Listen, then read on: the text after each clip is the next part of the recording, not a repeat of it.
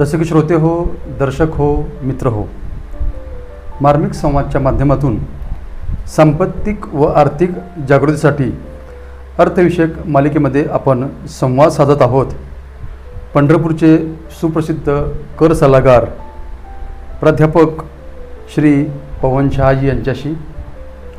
पवनजी, या मालिकेमध्ये एक दुसरा प्रश्न आमचा आहे, तो असा आहे, आपल्या सभोवताली व्यवहारासाठी वापरण्यात येणारे चलन किंवा पैसा म्हणजे नक्की काय आहे? आणि त्याला अनुसरूनच मी एक प्रश्न विचारतो की मानवी जीवनामध्ये चलन किंवा पैसा याचं नेमकं स्थान काय आहे? आता याच्यामध्ये व्यवहारासाठी पैसा हा आवश्यक आहे. काही जण अलीकडच्या काळामध्ये पैशासाठी सुद्धा व्यवहार करणारे आहेत. मनुष्याच्या उत्पत्तीपासून पैशाचा विनिमय नंतर सुरू झाला, अगोदर वस्तू स्वरूपात विनिमय सुरू झाला, व्यवहार होत होता. नंतर जसं जसा काळ बदलत गेला तसा तसा पैशाला महत्त्व आलं आणि पैशानुसार व्यवहार व्हायला लागले. आणि ते झाल्यानंतर आत्ताच्या युगात जर बघितलं तर पैशाच्या ऐवजी डिजिटल युग सुरू झालेलं आहे.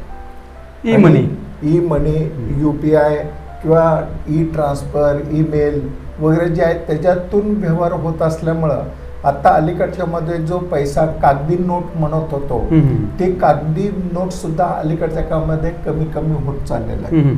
मागच्या मनुष्य जन्मापासून किंवा मनुष्याच्या उत्क्रांतीपासून जो पैसा होता विनिमयचा, त्याचे प्रत्येक कालावधीमध्ये त्याचं कालांतर रूपांतर झालेलं आहे. प्रत्येक वेळेला रूपांतर झालेलं आहे. मनुष्य स्वतःचा विकास करत असताना पैशाचा सुद्धा उपयोग कशा पद्धतीने करायचा याचं सुद्धा त्यांनी नियोजन करून ठेवलं असं आपल्याला वाटतं. त्यामुळं आता अलीकडच्या काळामध्ये करन्सी नोट, जो आपण छापलेली नोट म्हणतो, कागदी नोट, ते सुद्धा कमी होऊन आजच्या घडीला मागच्या वर्षीपेक्षा किंवा त्याच्या मागच्या वर्षीपेक्षा डिजिटल पेमेंट जास्त होत आहे, डिजिटल व्यवहार व्हायला लागलेले आहेत. त्यामुळं मनुष्याच्या जीवनामध्ये हे एक प्रकारची उत्क्रांती आहे की पैशांनी व्यवहार न करता डिजिटल स्वरूपात सुद्धा व्यवहार करणं तितकंच महत्त्वाचं झालेलं आहे. त्यामुळं पैसा पाहिजेत व्यवहारासाठी, पण काही वेळेला काय होतं की व्यवहार करताना पैसा नडतो किंवा पैसा असून सुद्धा व्यवहार होत नाही. तर हे टाळण्यासाठी आपल्याला पैशाचं नियोजन करणं आवश्यक आहे की जेणेकरून नियोजन केल्यानंतर आपला मार्ग सुखकर होईल, आपलं जीवन जे आहे ते व्यवस्थित सुखकर होईल. या दृष्टिकोनातून आपल्याला नियोजन करणं आवश्यक आहे. आपण मनुष्य आपलं स्वतःचं नियोजन करतो भविष्याचे, ते करत असताना पैसा हा महत्त्वाचा आहे. त्याची तरतूद करणं, मुलाचं शिक्षण, लग्न, नंतर तुमच्या स्वतःच्या सुखसोयीसाठी घर, पैसा, गाडी, औषध पाणी, बचत, औषध पाणी याची सुद्धा सुविधा किंवा याची सुद्धा योजना तुम्हाला आखणं आवश्यक आहे.